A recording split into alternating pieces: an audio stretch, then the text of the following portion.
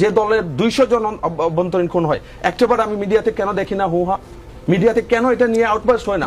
200 জন মানুষ খুন হয়েছে শুধু বিএনপির অন্তর্কোন্দলে। তারেক রহমান সাহেবকে প্রশ্ন করা হোক, উনি সেদিন অত্যন্ত বিনয়ের সাথে উনি ক্ষমা প্রার্থনা করেছেন একজন আর্মির একজন ভদ্রলোকের কাছ থেকে।